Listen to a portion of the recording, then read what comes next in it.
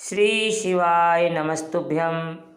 हम सबको पता है कि सावन का बहुत ही पवित्र महीना चल रहा है और आ गया है रक्षाबंधन का पर्व। और मेरी तरफ से यानी कि दादी की दिनचर्या फैमिली की तरफ से आप सभी को रक्षाबंधन की बहुत बहुत शुभकामनाएं। आप सभी भाई और बहनें में जो प्रेम है वो हमेशा बना रहे। यह दिन पर्व भी बहुत विशेष हो जाता है क्योंकि इस दिन श्रावणी पूर्णिमा के नाम से भी जाना जाता है। और अगर आपने महादेव को ओम वाली राखी बांध दी तो आपके भाई की तरक्की को कोई रोक नहीं सकता। आपके भाई और बहन में जो प्रेम है वो हमेशा बना रहेगा। अब वो राखी हमें कहाँ पे लगानी है, कैसी करनी है, इन सभी को मैं बताऊंगी, तो वीडियो को पूरा देखिएगा। चलो ठीक है, बात करते हैं। सबसे पहले तो कोशिश करिएगा, राखी मार्केट में बहुत सारी अवेलेबल है। कुछ छोटी सी राखी लेके आना जिसमें ओम बना हुआ हो। जैसे इसमें ओम नहीं बना तो मैं इसमें ओम बना दीजिएगा। आपको ऐसी ओम वाली राखी हर जगह अवेलेबल मिल जाएगी। बड़ी ले लो, आपके ऊपर डिपेंड करता है। ठीक है, जैसी है आपके पास में उसे ले लो, हमें ज़रूरत तो होगी। इस तरीके से शहद भी क्या लेना है, शहद लेना, और शहद को लेने के बाद में एक तांबे का लोटा में लीजिएगा, उसके अंदर जल भरिए। देखो, एक तो रक्षाबंधन है, ऊपर से पूर्णिमा का पर्व है, तो पूर्णिमा का दिन हमें क्या करना चाहिए, गंगा जल जरूर लेना चाहिए। इस चीज़ का ध्यान रखना। तो इसी जल के अंदर क्या डालोगे, गंगा जल डाल देना। गंगा जल के साथ में बहुत महादेव के शिवलिंग के पास में उत्तर दिशा यानी कि नॉर्थ डायरेक्शन मैंने आप लोग को शहद दिखाई दिया था। जितना भी शहद आपने ले रखा है, 1 चम्मच 2 चम्मच 1 कटोरी जितना भी हो, उसे 5 बार महादेव के शिवलिंग के ऊपर गिराओ। कितनी बार गिराना है, 5 बार। और महादेव के शिवलिंग के ऊपर आपको गिराना होगा। उस शहद को गिराने के बाद में अपने हाथों से अच्छे तरीके से महादेव के शिवलिंग को क्या करोगे, लेपन करना है। जितना अच्छे से कर सकते हो ठीक है। ऐसे ही लेपन करने के बाद आपको बताए कि एक तांबे के लोटे में जल, उस जल को महादेव के शिवलिंग के ऊपर श्री शिवाय नमस्तुभ्यम का जप करते हुए समर्पित करना। अब जो बताने जा रही हूँ, मेरी बात ध्यान से सुनिए। आपके पास में एक रक्षाबंधन, एक राखी है जिस पर ओम बना हुआ हो, और ओम महादेव को बहुत प्रिय है। पता है आपको क्या करना है, उस रक्षाबंधन को जो राखी आपने ले रखी है उस महादेव के शिवलिंग पे अगर बांध सकते हो तब तो बहुत अच्छी बात है। धागा छोटा होता, नहीं तो बड़ा लेकर बांध सकते हो, तो वहीं पे रख कर भी छोड़कर मत देना। रख के वहाँ से उनको टच करा के और वहाँ पे नीचे कहीं पे भी आप आसपास महादेव के शिवलिंग के पास में या फिर मंदिर में उसको रख देना। जब आप उस रक्षाबंधन को समर्पित करोगे तो महादेव से यह विनती करते हैं कि हे शिव शंभु भोलेनाथ, हम आपकी बहन हैं और यह रक्षाबंधन हम आपको बांध रहे हैं, हम आपको समर्पित कर रहे हैं, हम आपकी बेटी हैं, हम यह रक्षाबंधन आपको समर्पित कर रहे हैं। अब आपका यह दायित्व बनता है, आपका यह जो भी आप कह सकते हो अपने मर्जी से भगवान के सामने विनती कर सकते हो। हमारी रक्षा करनी होगी और साथ ही साथ हमारे पूरे परिवार के, हमारे भाइयों की, बहनों की, माँ बाप सभी की रक्षा आपको करनी है। इसलिए रक्षाबंधन, ये रक्षा सूत्र हम आपको समर्पित कर रहे हैं। इस प्रकार से समर्पित करने और फिर आप अपने घर की तरफ चले आना। यकीन मानिए, जो भी व्यक्ति श्रावणी पूर्णिमा जो रक्षाबंधन का पर्व होता है उस दिन उस उपाय को कर लेता है, उसकी फैमिली में कभी कोई संकट, कभी कोई प्रॉब्लम आ ही नहीं सकती। ठीक है ना। देखिएगा, तो यहाँ पर हम सभी लोगों को यह जान कर ली है।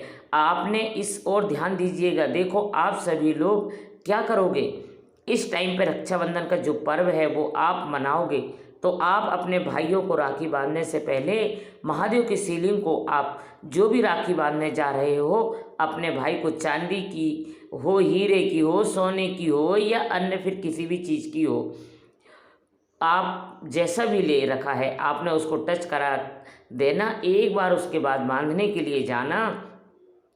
आपके भाई की तरक्की कोई रोक नहीं सकता। ठीक है ना, करके देखिएगा। तो यहाँ पर हम लोगों अपने पहले उपाय की आगे बढ़ते हैं। अब इस वीडियो को हम लोग अपने दूसरे उपाय की तरफ, कि श्रावणी पूर्णिमा के अवसर पर सबसे फेमस और बहुत ही प्रसिद्ध उपाय है, जो है कि हर पूज्य गुरु जी अपनी कथा में जरूर बताते हैं। तो बात करते हैं उस उपाय की, और यह उपाय होगा आपकी इच्छा पूर्ति के लिए, आपकी मनोकामना को पूरा करने के लिए। उसके लिए हमें लेना होगा मात्र एक चावल का दाना, जो कहीं से खंडित ना हो, टूटा हुआ नहीं होना चाहिए, ठीक है ना। एक चावल का दाना ले।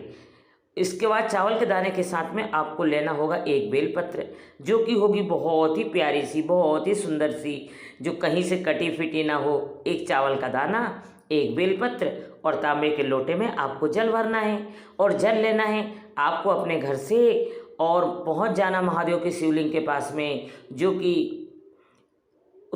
कि उत्तर रखिएगा, उत्तर दिशा, यानी कि नॉर्थ डायरेक्शन जो बता जा रही हूँ। मेरी बात बहुत ध्यान से सुनिएगा। आपके पास में एक चावल का दाना और आपके पास में एक बेलपत्र है। आपको क्या करना है, सबसे पहले उस एक चावल के दाने को महादेव के शिवलिंग के ऊपर समर्पित कर देंगे, ठीक है ना। चावल का दाना समर्पित करने के बाद में उसी चावल के दाने के ऊपर जो एक बेलपत्र आपने रखी है, उस बेलपत्र को समर्पित करना। जो बेलपत्र को समर्पित कर रहे हो चावल के दाने के ऊपर, तो डंडी रखना माता अशोक सुंदरी की तरफ, और पत्ते का पोर्शन अपनी तरफ रखना। उसके बाद में जो आपकी मनोकामना हो, जो आपके विशेष बहुत दिनों से परेशान चल रहे हो, उस कामना का ध्यान करते हुए इसी बेलपत्र, जो आपने बेलपत्र समर्पित किया है, बेलपत्र के ऊपर तांबे के लोटे से जो जल होगा, यहाँ पर महादेव को एक नाम आपको बोलना है, और वो नाम होगा चंद्रमौली महादेव।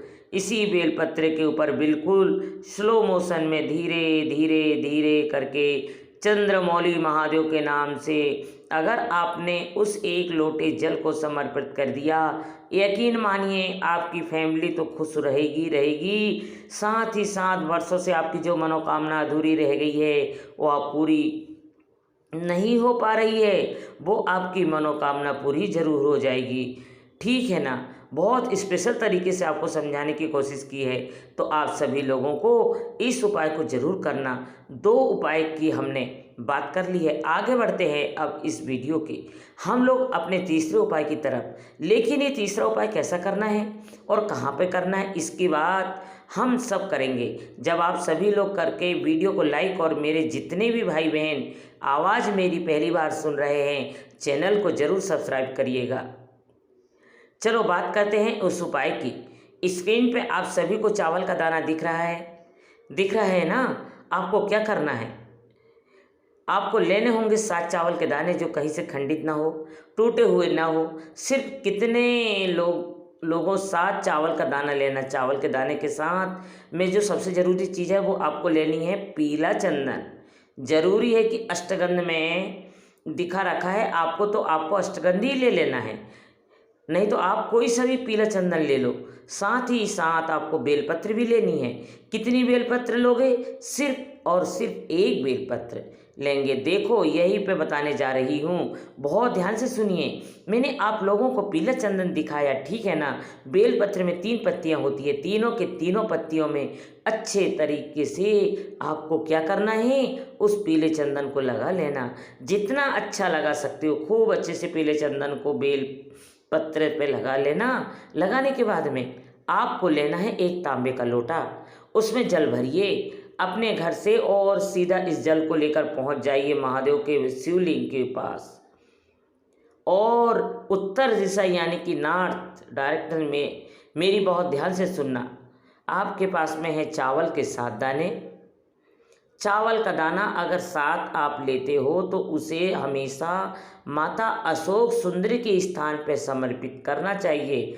कुछ इस प्रकार से बात करते हैं कि भैया इस तीसरे उपाय के बेनिफिट तो आपने बताया नहीं, तो इस उपाय का फ़ायदा होगा बीमारी को लेके, कि अगर आपके घर में कोई भी व्यक्ति ऐसा है जिसको बीमारी पीछा नहीं छोड़ रही है, तो आप इस उपाय को ज़रूर करेंगे।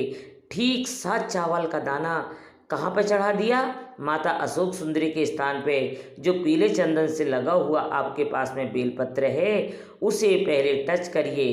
इन्हें 7 चावल के दाने के ऊपर एक ध्यान रखिएगा, सिर्फ टच कराना है, ठीक है। पहले यहाँ पर फिर माता के हस्त कमल पे, लास्ट में फिर महादेव के शिवलिंग के ठीक ऊपर समर्पित करना। और यहाँ पे समर्पित करके जो व्यक्ति आपके घर में बीमार है उसका नाम और गोत्र बोलेंगे। लास्ट में फिर आपको क्या करना है? 1 लोटा शुद्ध जल तांबे के लोटे से श्री शिवाय नमस्तुभ्यम का जप करते हुए अगर आपने समर्पित कर दिया, यकीन मानिए श्रावणी पूर्णिमा में इस उपाय को करके देखिएगा। अगली पूर्णिमा आते आते आपके घर में जो व्यक्ति बीमार पड़ा है उस व्यक्ति को जो बीमारी होगी वो धीरे धीरे करके ख़त्म होना स्टार्ट हो जाएगी, ठीक है ना। भूलना नहीं है, हर व्यक्ति को, इंसान को इस उपाय को करना, ठीक है। यहाँ पे हम लोगों ने 3 उपाय की बात कर ली है। आगे बढ़ते हैं इस वीडियो के सबसे आखिरी और बहुत ही छोटे से उपाय की, जो श्रावणी पूर्णिमा रक्षाबंधन के पावन पर्व से पर्व हमें करना है। और यह उपाय होगा बालचंद्रेश्वर महादेव के नाम से। किसके नाम से होगा? बालचंद्रेश्वर महादेव। क्या करना है? हमें लेना होगा यहाँ पर 1 बेलपत्र, इससे ज़्यादा मत लेना। कितने लोग मात्र 1 बेलपत्र पर अब ये बात कर लेते हैं कि इस उपाय के फायदे क्या होंगे। अगर मान लीजिए कि आपके घर में किसी को ऐसा कष्ट है जो ख़त्म ही नहीं हो रहा है, चाहे नज़र को लेके, टोने को लेके, या फिर बीमारी को लेके, या कोई भी धन को लेके, मनोकामना को लेके किसी प्रकार का कष्ट है, तो 1 बेलपत्र लेना।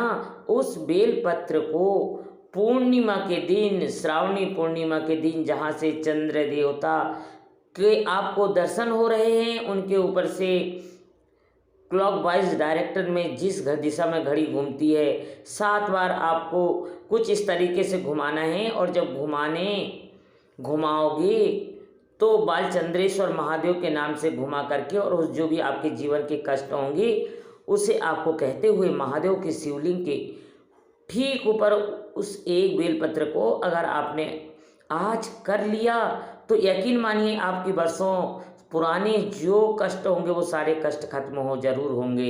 लास्ट में 1 लोटा शुद्ध जल तांबे के लोटे में श्री शिवाय नमस्तुभ्यम का जप करके जरूर से जरूर समर्पित करना। मैंने कोशिश की आप सभी को बहुत ही ढंग से, बहुत ही ठीक तरीके सारी चीज़ों को समझाने की। बाकी वीडियो पसंद आई हो तो लाइक करिएगा। कुछ पूछना है, नहीं समझ में आया, नीचे कमेंट में आप सभी को रिप्लाई करने की। बाकी मेरे जितने भी भाई बहन आवाज़ मेरी पहली बार सुन रहे हैं तो चैनल को ज़रूर सब्सक्राइब करेंगे। श्री शिवाय नमस्तुभ्यम, श्री शिवाय नमस्तुभ्यम।